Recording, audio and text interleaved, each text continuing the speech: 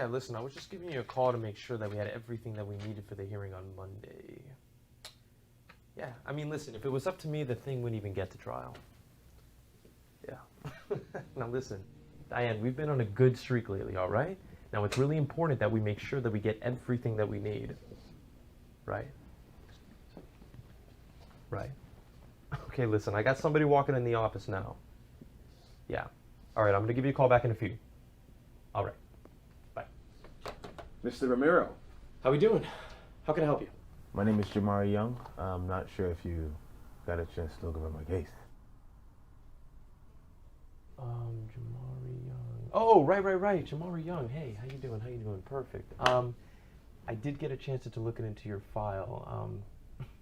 To be honest, I was a little perplexed by it. But you know what? Come on in. Have a seat. We'll talk. Is that your file? Perfect. All right. Take a look at that. Okay.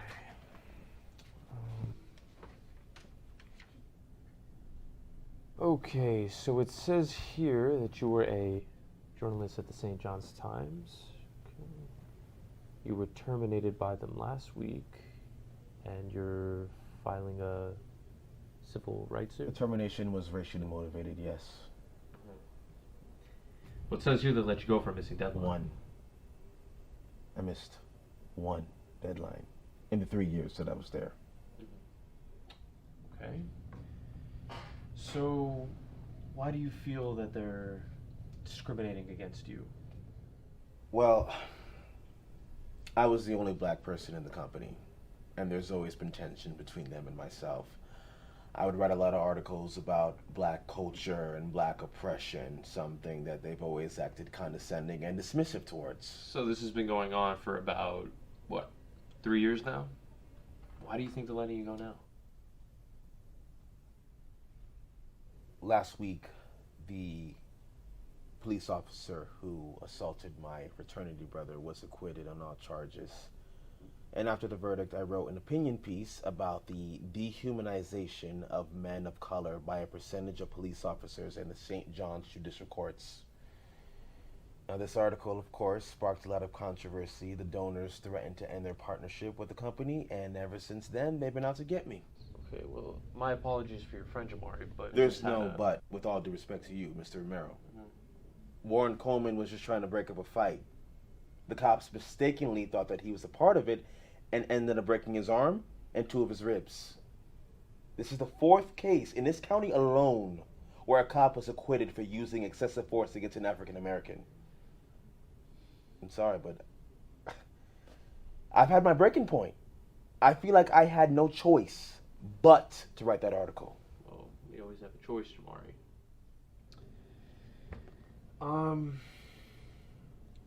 All right, so let me get this straight here.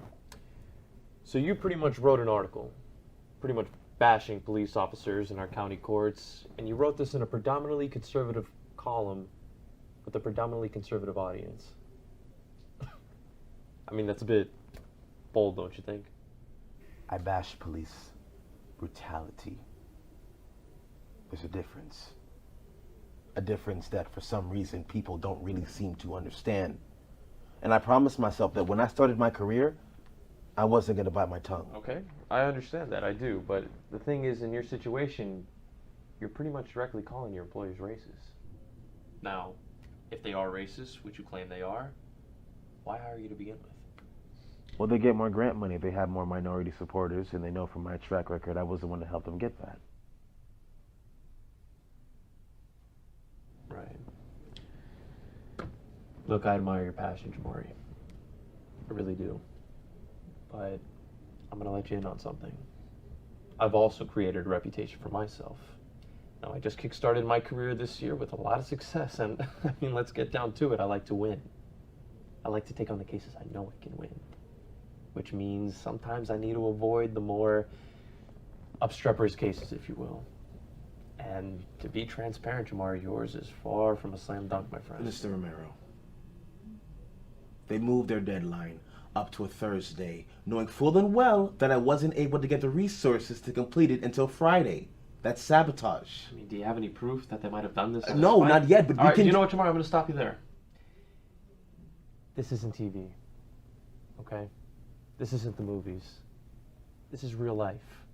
Now, this is the court of law that we're talking about here.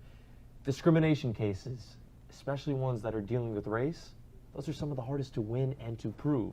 I mean, if you want to do this with me, you need to come at me with some cold, hard, objective facts that prove that your race, and only your race, was the only factor in your termination. So far, everything you showed me, everything you presented to me, circumstantial. That's the best. But I was one of the top performing journalists in the company, though. I gave them their biggest minority demographic in their 60-year history, and I would still be successful today if I was there. What about your past, Maury? Yeah. Because it says here that you were part of a Black Lives Matter protest that got out of hand, which reporters say you orchestrated. You also were fired back from your job back in 2011 for disorderly conduct. Yes. Sometimes I like to do a little bit of research on the people that want me to take their case. That doesn't have anything to do. Oh, but it does, Jamari. I'm not saying anything that the opposing counsel wouldn't. See where I'm going here? So you're not going to take the case?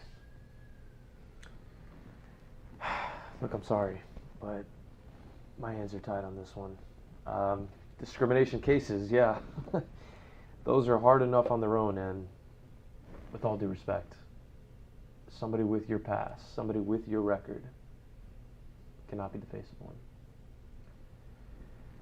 I'm really sorry, but look, just because I can't help you out doesn't mean I can't maybe refer you to someone who probably can help you out if you want to.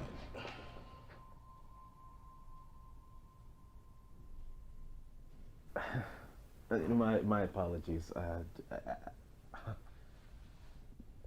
I just thought that of all the lawyers in this county, you would be the one to actually get it. But I guess you're just one of them, huh? Excuse me? One of those Hispanics who think that just because they've made it in the land of the free, they can forget about all the issues going on in their own culture. Okay, first of all, you don't know anything about me, I know so let's all get about that straight. Born by two Mexican immigrants who made something out of themselves to provide the great American dream to their little boy. Probably never had to work hard or struggle for anything in your life. Vanderbilt Law, tuition fully paid for, registered Republican. You grew up in rich suburban neighborhoods where you never spoke Spanish and you go by George instead of Jorge. Better fit in with those rich white classmates of yours in your fancy private schools and the silver spoon in your mouth. You aren't the only one who knows how to do a little bit of research.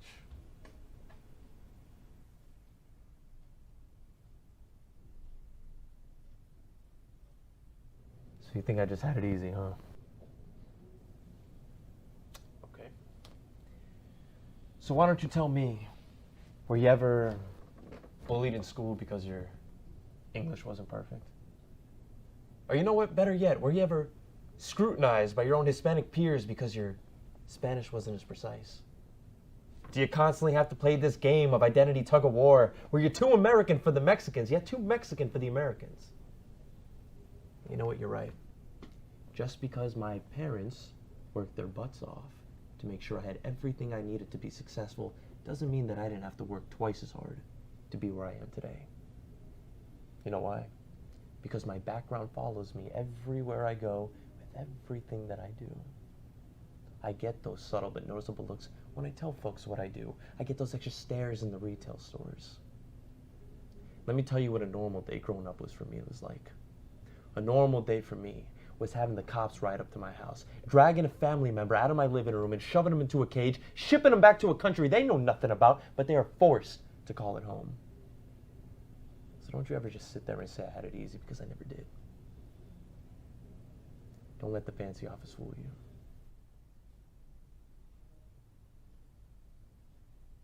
Okay.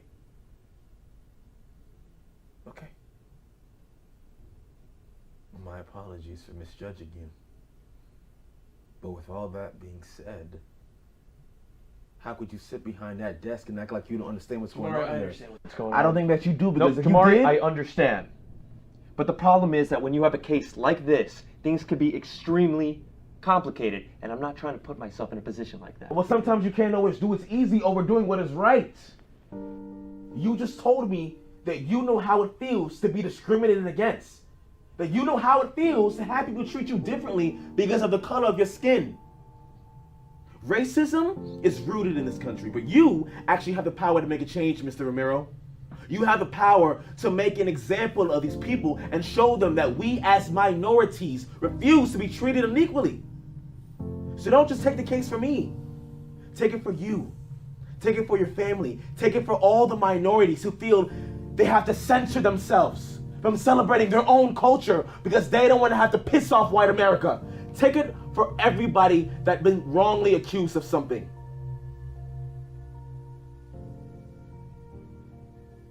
I lost my job, Mr. Romero.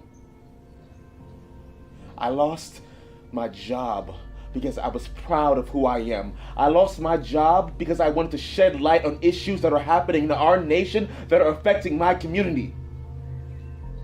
Issues that had people like Rodney King, Philando Castile, Eric Garner either brutally injured or dead.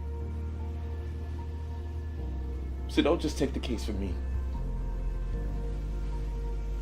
Take it for you. So I want you to look me in the eye. Look me in the eye. And tell me that you don't think that that's wrong.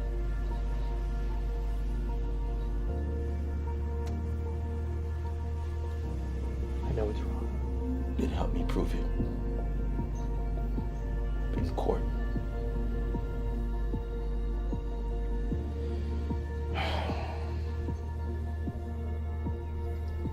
You realize this isn't going to be easy, right? I read in your bio that you wanted to become a lawyer to fight injustice and help those who suffered from it. But I'm not saying this is going to be easy. But don't let that deter you from what you came in this field to do.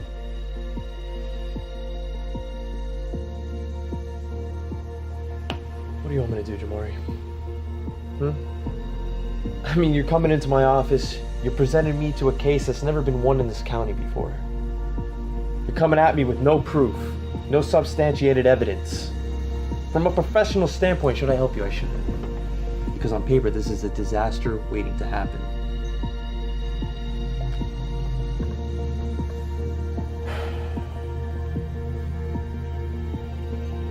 Will I help you?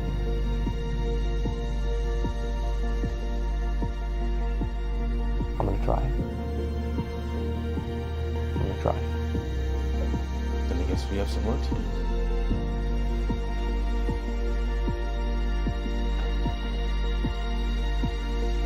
Alright, let's start this whole thing from the beginning.